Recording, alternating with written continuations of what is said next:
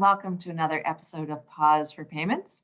I'm Kristy Duncan, and I'm so excited to have here with me today Pat Daley.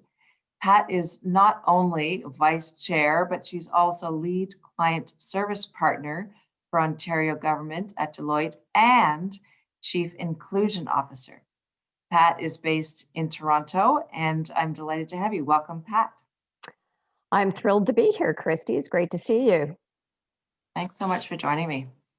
For today's discussion, I wanted to explore the topic of women's careers in financial services. Pat, you've built this stellar career in financial services with experience at Deloitte, at Thomas Cook, at Scotiabank. So you are such a perfect person to have this conversation. I was hoping to start, if you could, by telling the audience about your current role at Deloitte and maybe give us a brief overview of your amazing career journey. Sure. Well, if you don't mind, I'll start off with my current role because that's really top of mind for me. And so my role as Chief Inclusion Officer is, with the renewed focus on racism and in particular anti-Black racism, this role has been hugely transformative for me. Probably one of the most fun roles I've had while working in Deloitte. What it means is I'm part of the firm's executive, and I'm responsible for working with the executive and the board to develop Deloitte's goals, objectives related to diversity, equity, and inclusion. It's also about engaging our leaders and our people to execute on that because it's not just about me at all. And to be active in the community and with clients around helping them achieve better diversity, equity, and inclusion. So that includes many CEO conversations over the past year, working with the Black North Initiative, the 50/30 Initiative in Canada, as well as we're just about to launch a anti-Black racism paper called Black in Canada for Black History Month in February. Fantastic. And you were also asking about my career, and so it's a bit of a long and windy role. I mean, I started out studying, as an economist and worked in that field for a while. I realized that really wasn't going to be for me. And I had the opportunity to go into consulting at that point in time.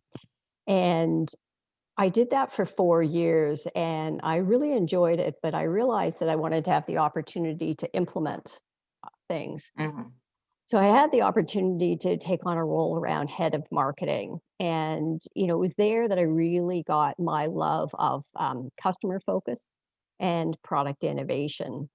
And after doing that for a while, I realized that consulting was really where my heart is because I love helping clients with their big, crunchy problems and also working with bright and highly motivated people. So I came back into consulting and that was with Deloitte. I had the opportunity to do work in New York, and that's really where I honed my expertise and also my passion around payments, working with Mhm. various card brands like MasterCard, Amex, commercial banks like JP Morgan Chase, ABN AMRO. And when I came back to Canada, I saw that the market was just on the precipice of some big change and convinced the firm to let me spend my time there and had the opportunity to be part of some big changes like the launch of chip and pin, the launch of contactless and mobile payments, the beginning of the launch of real-time payments, which we're thick in right now. And I also then, through that, got the opportunity to do some work in Presto, which is a division of Metrolinx, and that was around transit payments. And so I used my payments expertise, helped them with their direction, and got exposure to transit. And I realized that I quite liked working in transportation space. And, so it was quite a leap, but really, really loved it. And I had the privilege again to work on many important initiatives like the launch of the Up Express and other transformative transit initiatives. And it was interesting because after swearing, I would never work in the public sector. I've spent the last 10 years doing precisely that. And I realized that, you know, it probably was a bit of a shift in purpose that I um, I really enjoyed making an impact in my city and not just focusing on profitability. Yeah. And Yeah. that then led me to the Ontario government. But through my career, focusing on helping people grow and develop has been a key thing I've done across all the other roles. And that's created this opportunity to become our chief inclusion officer and really help the firm at a bigger level. Well, that's so fantastic. So you've been able to parlay your understanding of numbers through your economics background into helping people and organizations get into the new and innovative things that this industry is doing, and then taking that experience and moving it into moving our transit systems forward and getting them into the next generation of payments, perhaps leapfrogging in some cases, but with the underlying piece of helping people, be they people in their jobs or people in developing innovation and new approaches to some fantastic and fascinating problems. That's so interesting. So it's been a circuitous route so far. Yeah, but incredibly rewarding. I think you could probably say that I might get bored quickly. So I've never had the opportunity to get bored in this career. Well, that's fantastic, and that's what we want, isn't it? Part of your role is managing partner for inclusion at Deloitte. Can you tell us what does that involve and why it's important and what makes it meaningful? Um, so it involves really working with our executive, with our board, and with our people to help achieve our goals. And what I might just do is explain what our goals are, and then I can talk a little bit about what it's meant for me. So our goals are to really be the gold standard when it comes to diversity, equity, and inclusion, both in Canada as well as in the Deloitte Global Network.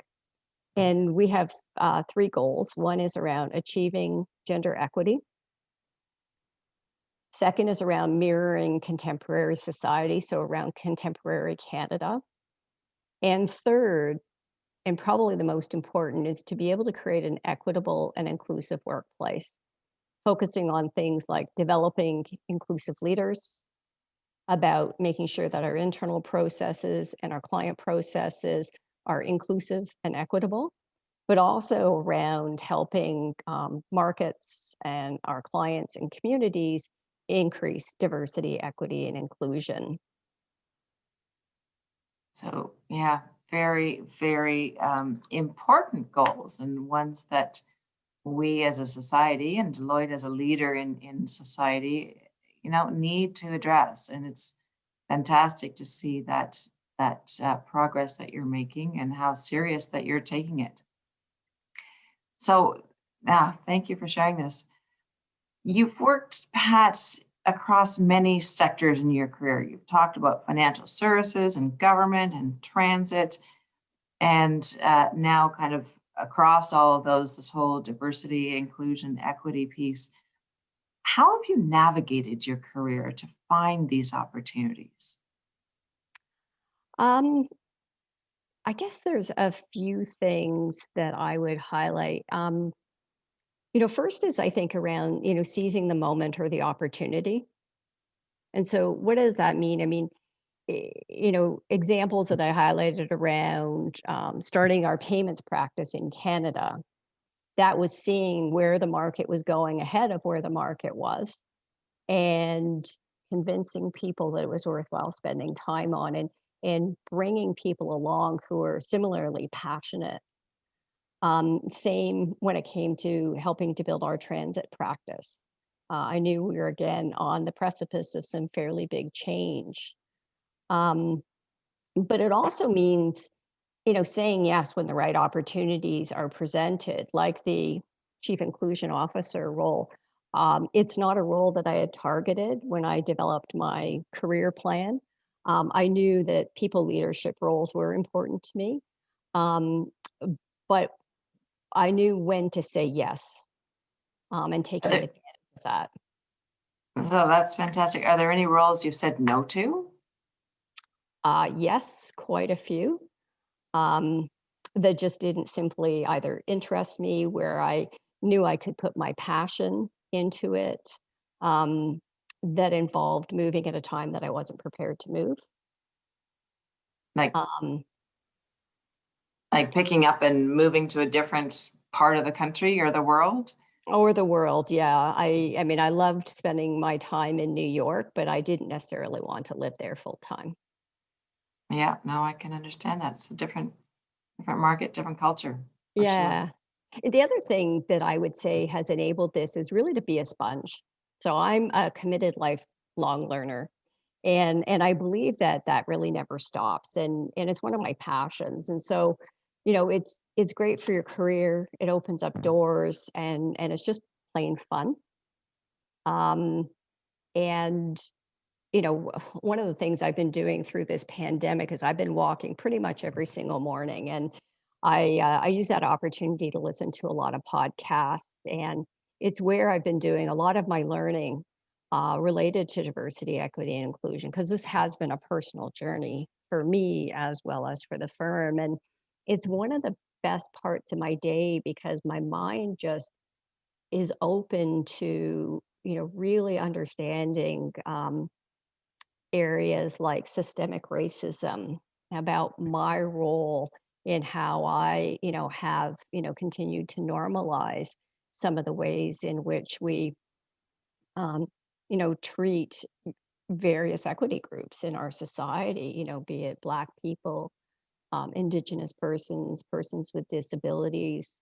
Um, Also, my role as a woman and how I have, learned about when do I see systemic barriers for women, be it in areas like power circles or networking, um, and finding ways to then translate that into my work, which is how do I identify those and help others see them, but also squash them.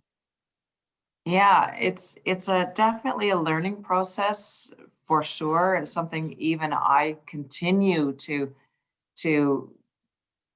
have things that kind of hit me and think, oh wow, that why is that like that? It shouldn't be like that. And how do we change it? How do we identify it and then help change the behavior? And sometimes I see it in, the older generation, my parents or my aunts and uncles, and I think, oh, like we don't think like that anymore. And how can they still think like that? And do I correct them or try to have that conversation? And sometimes I try and sometimes I don't. Yeah, it's know when to speak up and when to help others learn All and right. not. But definitely with my kids, right? With the newer generations coming up, we want to make sure that we identify those behaviors and so that they're aware of them and they don't learn the same patterns that we do. But you must have a great opportunity to learn a lot from them too, I would imagine. Absolutely. Yeah, I mean, they've broken Absolutely. down barriers in their acceptance that, I know I didn't have the opportunity. Yes, yes. No, I always say my kids are there just to keep me honest, which is fun.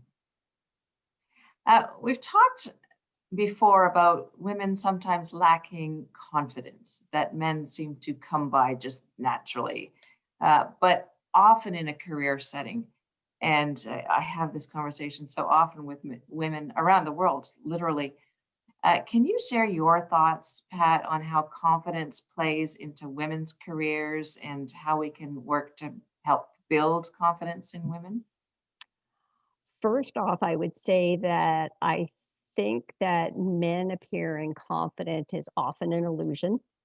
But Interesting. nonetheless, the appearance is there. We did a paper a couple of years ago called "The Design of Everyday Men," and the focus of that was really around how the always on, always available culture is getting in the way of everybody, men, women, people who identify with neither, how it gets in the way of us bringing our full selves to work Mhm. and truly being who we are. And when I was working on that, it really reinforced some of the things that I had learned personally about, the kinds of behaviors that I adopted in order to be successful in corporate Canada.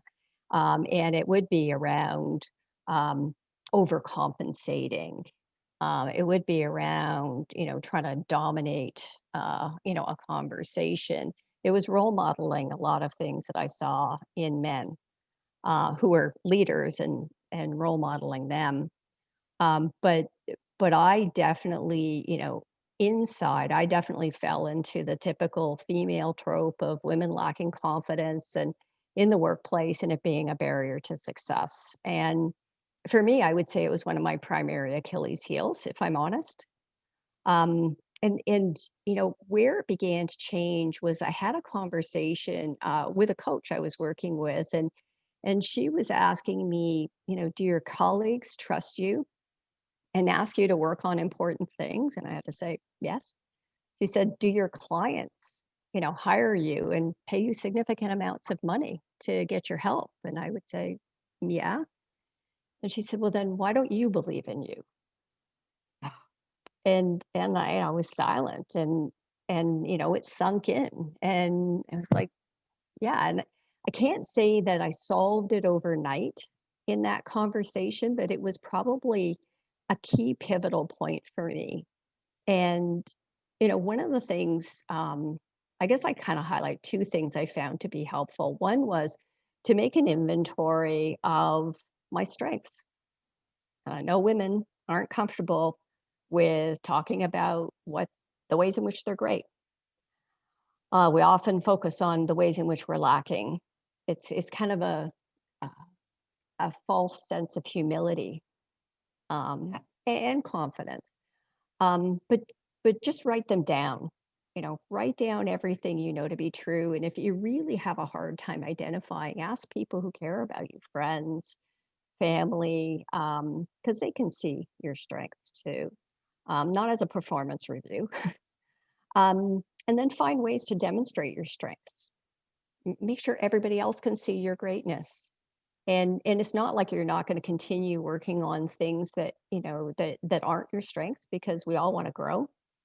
But don't only focus on your growth areas. And I think that one helps to build your own confidence, but it also projects it to others. The other thing I would say for me and helping to overcome this was, I find that sometimes, new opportunities would scare me. I would question, oh, am I ready? Am I good enough? And, um, you know, I would, I found some really good sponsors and mentors. And in talking with them, I'd get advice and then I would sign up for it.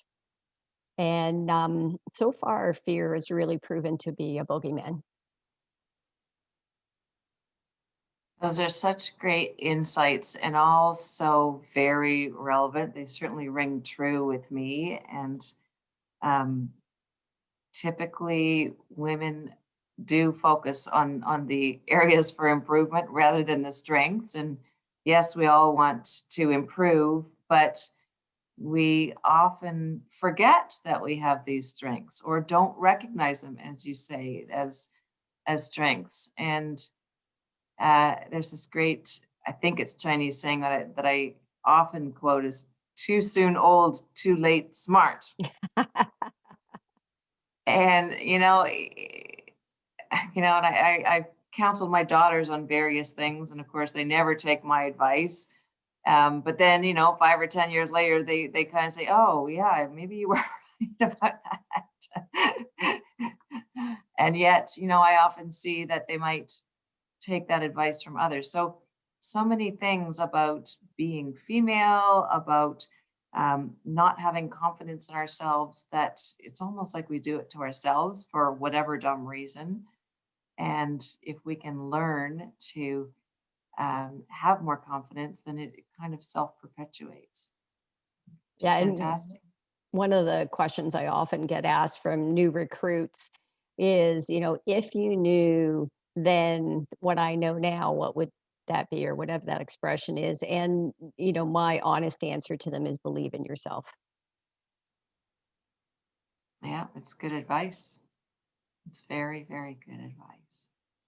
Is there any other advice you would share with your younger self, Pat, from a career perspective? Uh, yeah, I would say accept help and give help. And, there are really a few ways in which that can happen is through mentorship, coaching, and sponsorship. And they're all different and they complement each other. But, I've had mentors, people who've shared their experience and given me advice. I've had some coaches, and I've had two sponsors, and I would say sponsors are gold. They've not only been mentors and coaches to me, but they've spoken for me at tables where I wasn't. They also have helped create opportunities where they knew and saw my strengths, and all I had to do was say yes and then deliver. But I also think, so my younger self was be open to that much earlier. To my older self, and I think even younger self was that give back to people through mentorship, coaching, and sponsorship as well. I think even if you've got one day more experience than someone else, you can help them. And, I've had the opportunity to help develop many people and many of the people who are in our payment space. And I got to say, it's probably one of the most rewarding things I've done. And in particular, in the latter, part of my career now, I've really focused on doubling down and helping to focus on women in their career and also helping women in the community. And that has been incredibly rewarding. Hmm. Yeah, and then it makes it all worthwhile if you're able to take those learnings and pay it forward to the next generation of rising stars, if you will. hmm the other thing I would say is have a plan, but be flexible. And, I feel a little hypocritical saying this one because, I can't say that I also always had a plan, but over the last 10 years, I have had a plan. And um, the other thing I would say was really important to that is that I really strongly believe that the plan should be comprehensive of both your professional and your personal life. So you can be both deliberate and integrate both of those. Um, but, be agile. You don't know the opportunities that are going to come up, and, be prepared to pivot. I mean, I think if, anything we've learned from this pandemic is, we can have a plan, but we also have to be able to pivot and to take advantage of opportunities where we can. Exactly. Yep. No, we've seen lots of pivots in the last 10 months for sure. And it's been fascinating to watch the innovation both in the market, but in people's personal lives, in various products and services that we're starting to see. It's exciting, really fantastic. This has been a really insightful discussion, Pat. Thank you so much for sharing your insights and your perspectives. I think this role that you have now at Deloitte of Chief Inclusion Officer is fantastic. It's a great fit and a great use of your skills that you have developed over the course of your career and the various different things that you've done. I love this DE and I and trying to be the gold standard with those three key things: the gender equity, the mirroring the contemporary society, building an inclusive and equitable environment for people to work in. That's so important, and I think it'll go a long way to making Deloitte and your environment that much more productive and fantastic to work in. I love this concept of the lifelong learner. I also am a big fan of podcasts and I'm listening to them all the time. And I love listening to them coming from other markets because Mhm. they give so many ideas. And I listen to all kinds of work ones and personal ones. And it's great to mix it up. But women and their their confidence, inventorying your strengths. That is really great advice and a great place to start for some of the rising stars who might not have that confidence. And, why should I be applying for that job? Well, guess what? Maybe you can tick 8 out of 10 boxes, but um, the guy who can only tick 6 is for sure applying. So you might as well get your name in there too. And I know that in my younger career days, that was what I did. I said, oh, I can only tick 8 out of 10 boxes, so I'll wait. But then sure enough, the person who could only tick 6 boxes and applied, got the job. And I think, shit, I could have done that. So we exclude ourselves, which is not good. So believing in yourself, that's Yeah. important. And seize the opportunities that come forward, or create them yourself. I mean, if somebody's not coming to you with the opportunity, create it yourself. Exactly. That's probably been where I have had a lot of success, is in white space that nobody actually thought that there was something going on there, but there in fact was. And I saw it, and other people weren't doing it, and went for it. Fantastic. Yes. Design your own career, build your own career, Yeah, love it. write your own ticket. Fantastic.